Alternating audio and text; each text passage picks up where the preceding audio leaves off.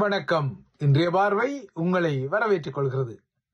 மகாபாரத கதையில் துரியோதனன் என்ற பாத்திரம் கூறிய எடுக்கவோ கோர்க்கவோ கருத்தியல் பாணியில் உலகப் பந்தில் ரஷ்யாவை எச்சரித்துக் கொள்ளும் நேட்டோவின் ஆபரேஷன் ஈஸ்டர்ன் சென்ட்ரி என்ற குறியீடு ஒருபுறமாக பதற்றப்படுத்த, இலங்கை தீவின் முன்னாள் குடியேற்ற எஜமானரான பிரித்தானியா இன்று பலஸ்தீன தேசத்தை அங்கீகரிக்கும் நகர்வு இன்னொரு புறத்தே இஸ்ரேலை பதற்றப்படுத்த உலக அரங்கின் காட்சிகள் நகர்கின்றன. ஐநா பொதுச்சபை அரங்கு நாளை மறுதினம் முதல் அரச தலைவர்களின் ஒன்றுகூடல் அரங்கமாகவும் பலஸ்தீன அங்கீகார அதகல அரங்கமாகவும் மாறவுள்ள நிலையில் இவ்வாறான பதற்றங்களும் பாதீடுகளும் கடக்கின்றன. ஐக்கிய நாடுகள் சபையின் 193 உறுப்பு நாடுகளில் 75% நாடுகள் சுதந்திர பலஸ்தீனத்தை ஏற்கனவே அங்கீகரித்துக் கொண்டுவிட்ட நிலையில், சில தசாப்தங்களுக்கு முன்னர் தனது பால்போர் பிரகடனத்தின் மூலம் பலஸ்தீன மக்களின் வாழ்வியலில் பெரும் மாற்றத்தையும் தாக்கத்தையும் ஏற்படுத்திய அதே பிரித்தானியா இப்போதுதான் ஆடி அசைந்து இஸ்ரேலின் சபிப்பு அமெரிக்க எதிர்ப்புடன் பலஸ்தீன தேசத்தை அங்கீகரிக்க தயாராகின்றது. ஐநா பொதுச்சபை அரங்கின் இந்த பலஸ்தீன அதிர்வுக்குள் எதிர்வரும் புதன்கிழமை ஸ்ரீலங்காவும் நுழைய உள்ளது. குறிப்பாக ஐநா பொதுச்சபை அரங்கில் எதிர்வரும் புதன்கிழமை அன்று உரையாற்ற உள்ள ஸ்ரீலங்காவின் அரசு தலைவர் அனுரகுமார திசாநாயக்கா தனது அந்த உரையில் பலஸ்தீன ஆதரவு நிலைப்பாட்டை வெளிப்படுத்த உள்ளமை ஊகிக்கத்தக்க ஒரு விடயம். இந்த நியூயார்க் அரங்க பயணத்திற்காக நாளை தனது வெளியுறவு அமைச்சர் விஜித ஹேரத் சகிதம் அனுரகுமார திசாநாயக்கா ஆகிய ஏகேடிஆர் நியூயார்க்குக்கு பறக்கவும் உள்ளார். உள்ளூரில் கடந்த வருடம் இன்றைய செப்டம்பர் 21 தான் ஸ்ரீலங்காவில் அரசு தலைவர் தேர்தல் இடம்பெற்ற பின்னணியில் அனுரகுமார திசாநாயக்காவின் முதலாம் ஆண்டு பதவி பூர்த்தி அவர் அமெரிக்க பயணத்தில் நிற்கும் போது கடக்க உள்ளது. உள்ளூரில் தமிழ் மக்களின் அரசியல் உரித்துக்களையும் அவர்களின் வீணவாவையும் கணக்கில் எடுத்துக் கொள்ளாமல் தனது தந்திரோபாய நகர்வுகளை ஜேவிபி மேற்பார்த்த ஏகேடிஆர் நகர்த்தி கொண்டாலும், அனைத்துலக அரங்கில் பலஸ்தீன மக்களின் உரிமைக்கான ஆதரவை மீண்டும் அதே தலையாரி முகம் வலியுறுத்த காத்துள்ளமை பலஸ்தீனர்கள் செய்த பாக்கியமாகவும் இருக்கக்கூடும். அவரது ஜேவிபி தமிழ் மக்களின் அரசியல் வீணாவாவை இன்று வரை கணக்கெடுக்காமல் நழுவி வந்தாலும், அவரது சிஸ்டம் சேஞ்ச் தமிழ் முகங்கள் யாழ்ப்பாணத்தில் தியாகி திலீபனுக்கு நினைவு வணக்கத்தை செலுத்தும் போர்வைகளை போர்க்கத்தான் செய்கின்றார்கள். தமது திலீப வணக்க நகர்வுகளுக்கு ஆரம்பத்தில் கஜேந்திரன்களின் தமிழ் தேசிய மக்கள் முன்னணி அணி காட்டிய எதிர்ப்பு இப்போது ஏகேடிஆரின் தமிழ் முகங்களால் முறியடிக்கப்பட்டமை தெரிகிறது. அண்மையில் ஏகேடிஆரின் தமிழ் முகங்களில் ஒரு வலதுகர தளபதியாக இருக்கும் அமைச்சர் சந்திரசேகரன் திலீபனின் அஞ்சலிக்கு சென்றபோது அவர் கஜேந்திரகுமாரின் தமிழ் தேசிய மக்கள் முன்னணியால் தடுக்கப்பட்ட விடயம் ஊடக பரப்புகளில் வந்திருந்தது. ஆனால் அவ்வாறாக ஆரம்பத்தில் கஜேந்திரன் அணியினரால் தான் தடுக்கப்பட்ட போதிலும் தானும் தமது தோழர்களும் மீண்டும் அந்த இடத்திற்கு அஞ்சலி செலுத்த சென்ற வேளை முன்னர் தங்களை வழிமறித்த தமிழ் தேசிய முன்னணி முகங்கள் பின்னர் பார்வையாளர்களாக நின்றதாக ஒரு எள்ளலை சந்திரசேகரன் தனது யாழ் ஊடக மைய மாநாட்டிலும் எடுத்துவிட்டிருந்தார். அவ்வாறாக சந்திரசேகரனின் கருத்துக்கள் வந்து ஓய அதன் பின்னர் நல்லூரில் தியாகி திலீபனின் ஆவண காட்சியகம் திறந்து வைக்கப்பட்ட பின்னர் அங்கு சென்ற இன்னொரு சிஸ்டம் சேஞ்ச் தமிழ் முகமான ஏகேடிஆர் தரப்பின் நாடாளுமன்ற உறுப்பினர் ரஜீவன் ஜெயச்சந்திரமூர்த்தி ஆவண காப்பகத்தை பார்வையிட்ட பின்னர் அங்கிருந்த திலீபனின் உருவச்சிலைக்கு அஞ்சலி செலுத்திய காட்சிகளும் பகிரங்கப்பட்டன. திலீபனின் உண்ணாநிலை போராட்டமானது இலங்கை தீவில் இந்தோ ஸ்ரீலங்கா ஒப்பந்தம் எனப்படும் இந்திய இலங்கை ஒப்பந்த காலத்துக்கு பின்னர் தாம் எதிர்த்த அதே இந்திய அமைதிப்படையின் வெளியேற்றத்தையும் மையப்படுத்தி இடம்பெற்றதால் ஒரு காலத்தில் விடுதலை புலிகள் மேற்பார்த்த தமிழர் தரப்பும் ஜேவிபி மேற்பார்த்த தமது சிங்கள தரப்பும் இந்திய இராணுவத்துக்கு எதிராக நடத்திய போராட்டம் என்ற ஒரே புள்ளியில் இந்த வேற்றுமையில் ஒற்றுமை கண்ட திலீபன் அஞ்சலிப்பு பாணியை ஏகேடிஆரின் சிஸ்டம் சேஞ்ச் தமிழ் முகங்கள் தமது மேலிடத்தின் அறிவுறுத்தலுடன் எடுத்துக்கொள்ள முடியும்.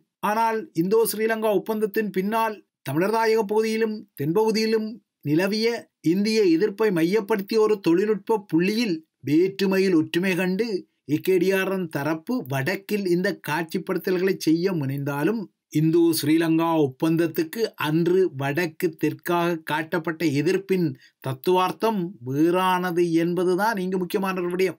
ஆகையால் ஜேவிபி தனது நிலைப்பாட்டை வடக்கில் நாசுக்காக எடுத்து விடுவதையும் இந்த நினைவு அஞ்சலிப்பு நகர்வுகளில் நோக்கிக் கொள்ள முடிகிறது. ஆனால் திலீபனுக்கு தமிழ் சிஸ்டம் சேஞ்ச் முகங்கள் அஞ்சலியை செலுத்திக் கொண்டாலும் இன்று வரை உள்ளூரில் ஈழத்தமிழர்களின் அரசியல் வீணவாவை ஏவிபி மேற்பார்த்த தேசிய மக்கள் சக்தி கடுமையாக உரசத்தான் செய்கின்றது. ஆனால் அவ்வாறாக உரசிக்கொள்ளும் ஜேவிபியின் தலைவராக உள்ள ஸ்ரீலங்காவின் முதன்மை தலையாரி அனுரகுமார திசாநாயக்க தான் ஐநாவின் நியூயார்க் அரங்கத்தில் எதிர்வரும் புதனன்று பலஸ்தீன மக்களின் அரசியல் உரிமைக்கான ஸ்ரீலங்காவின் ஆதரவை மீண்டும் வலியுறுத்த காத்துள்ளார். அவ்வாறான வலியுறுத்தலுடனான ஏகேடிஆரின் ஐநா அரங்க காட்சி முடிவடைந்து எதிர்வரும் 27ஆம் தேதி அமெரிக்காவிலிருந்து அவர் அப்படியே ஜப்பானுக்கு பறக்கின்றார். ஜப்பானிலும் தனது எக்ஸ்போ 2025 உட்பட்ட சில காட்சிப்படுத்தல்களை செய்த பின்னர் ஏகேடிஆர் எதிர்வரும் 30ஆம் தேதி மீண்டும் இலங்கை தீவுக்கு திரும்பிக் கொள்கிறார். ஏகேடிஆர் தனது இந்த பயணங்களின் போது அரச செலவீனம் குறித்து அவதானமாக இருப்பார். ஏனெனில் இவ்வாறான ஒரு அரசமுறை பயணத்தில்தான் தனது அரசியல் எதிராளியான ரணில் மாட்டுப்பட்டு சிக்கலில் இழுபடும் பின்னணியில் அந்த மாட்டுப்படல் சுருக்கை தாமே தமது அரசாங்க தரப்பில் ரணிலுக்கு எறிந்த நிலையில் தனது வெளிநாட்டு பயணங்களிலும் அரச செலவீனம் குறித்த ஒரு பிரஜையை ஏகேடிஆர் நிச்சயமாகவே எடுத்துக்கொள்ளத்தான் வேண்டும். ஏனெனில் ரணில் இவ்வாறு ஒருமுறை அரச முறை பயணத்துடன் சேர்த்து லண்டனில் அடித்த பிரைவேட் விசிட் தான் அவரை மாட்ட வைத்தது. ஆகையால் இவ்வாறான தவறுகளை ஏகேடிஆர் தனது வெளிநாட்டு பயணங்களில் செய்யாமல் இருப்பார் என்பது மாலிமாவ தோழர்களின் எதிர்பார்ப்பாகவும் உள்ளது. எனினும் ஏகேடிஆரின் இந்த பயணத்தில் எதிர்க்கட்சிகள் கண்களில் எண்ணெய் ஊற்றி கண்ணி வைத்து காத்திருக்கின்றன. கடந்த வருட ஆகஸ்ட் 22ஆம் தேதி அன்று ரணில் முதன்மை தலையாரியாக இருந்த வேளை தனிப்பட்ட பயணத்துக்காக இலங்கையர்களின் வரிப்பணத்தில் 16 மில்லியன் ரூபாவை அவர் தவறாக பயன்படுத்திய குற்றச்சாட்டில்தான் அண்மையில் அவர் கைது செய்யப்பட்டார். அவரது கைது இன்று வரை அனுர எதிர்ப்பாளர்களால் ஒரு அரசியல் பழிவாங்கலாகவே சித்தரிக்கப்படுகிறது, நோக்கப்படுகிறது. ஆனால் இவ்வாறாக எதிர்க்கட்சிகள் இவ்வாறான அரசியல் பழிவாங்கலுக்கு ரணில் உள்ளாக்கப்பட்டதாக ஓலங்களை போட்டுக்கொண்டாலும் தடுப்பு காவலில் இருந்தபோது ரணிலின் உடல்நிலை திடீரென வேகமாக மோசமடைந்தது. இவ்வாறாக ரணிலின் உடல்நிலை வேகமாக மோசமடைய முதலில் சிறைச்சாலை மருத்துவமனை எனவும் பின்னர் கொழும்பு தேசிய மருத்துவமனையின் தீவிர சிகிச்சை பிரிவு எனவும் அவர் சில காட்சிப்படுத்தல்களுக்கு உள்ளாக்கப்பட்டார். இதன் பின்னர் ஆகஸ்ட் 26ஆம் தேதி அன்று அவர் பிணையில் விடுவிக்கப்பட்டார். அதன் பின்னரான 3 நாட்களில் அவர் மருத்துவமனையிலிருந்தும் வெளியேறினார். இதன் பின்னர் நேற்று சுமார் 40 அரசியல் கட்சிகளுக்கு அழைப்பு விடுத்து தனது ஐக்கிய தேசிய கட்சியின் மாநாட்டையும் நடத்தி காட்டிவிட்டார். நேற்று ரணில் நடத்திய இந்த மாநாட்டில் தற்போதைய ஆளும் தேசிய மக்கள் சக்தியான அனுர தரப்பை தவிர நாடாளுமன்றத்தில் பிரதிநிதித்துவம் செய்யும் அனைத்து அரசியல் கட்சிகளுக்கும் அழைப்புகள் அனுப்பப்பட்டன. ஆனால் ரணில் இவ்வாறான அழைப்பை வருந்தி அழைத்து விடுத்தாலும் மஹிந்த, சந்திரிகா, மைத்திரி, சஜித், நாமல் போன்ற முக்கிய அரசியல் முகங்கள் ரணிலின் நேற்றைய நிகழ்வை காய்வெட்டி இந்த நிகழ்வுக்கு வெறும் வாழ்த்துச் செய்திகளை அனுப்பி மட்டுப்படுத்தி தமது பிரசன்னத்தை முடக்கிக் கொண்டார்கள். இதனால் எதிர்பார்க்கப்பட்டது போலவே நேற்று எதிர்க்கட்சி தலைகளின் வீரியம் ரணிலின் மாநாட்டு மேடையில் வெளிப்படவில்லை. எனினும் ரணில் தனது அரங்க காட்சியை சோடை போக விடாமல் ஒன்றுபடுங்கள், ஒன்றுபடுங்கள், எதிரணிகளே ஒன்றுபடுங்கள் என மீண்டும் மீண்டும் அழைப்பு விடுத்து தனது அரங்க காட்சியின் திரைச்சீலையை இழுத்து மூடினார்.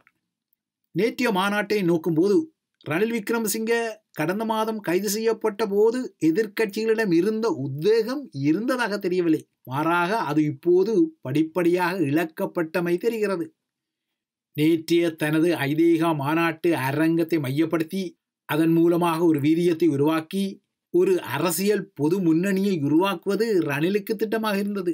ஆனால் இந்த திட்டத்தில் அவரது முன்னாள் பங்காளியும் சஜித் பிரேமதாசா கூட உடன்பட்டு கொள்ளவில்லை. இதனால் ஏகேடிஆரின் அரசியலமைப்பு சர்வாதிகாரத்தை தோற்கடிப்போம் என ரணில் முன்வைக்கும் முழக்கத்தின் வலு இப்போது கேள்விக்குரியதாகின்றது. இந்த முழக்கத்தின் பின்னணியில் ஐதேகாவில் இருந்து பிரிந்து சஜித்துடன் இணைந்ததால் தமது தரப்பால் கிளர்ச்சியாளர்கள் என முத்திரை குத்தப்பட்ட சஜித் அணி முகங்களுக்குரிய தடையை ரணில் தரப்பு நீக்கிக் கொண்டாலும் அரங்கு சோடை போகவில்லை.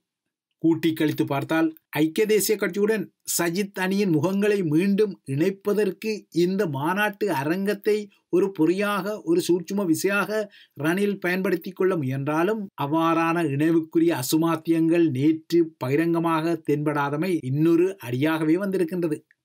எனினும் ரணில் ஏகேடிஆரின் அரசியலமைப்பு சர்வாதிகாரத்தை தோற்கடிக்க வேண்டும் என ரணில் விடுத்த இந்த அழைப்பு எதிர்க்கட்சிகளை எவ்வாறு எதிர்வரும் நாட்களில் அசைக்க வைக்கின்றது என்பதுதான். ஏகேடிஆருக்கு சவால்கள் அதிகரிக்குமா, இல்லையென்றால் எதிர்க்கட்சிகளால் சாதகங்கள் அதிகரிக்குமா, இல்லையென்றால் எதிர்க்கட்சிகளால் சாதகங்கள் அதிகரித்து கொள்ளுமா என்ற ஆட்டத்தின் முடிவை தீர்மானித்துக் கொள்ளக்கூடும்.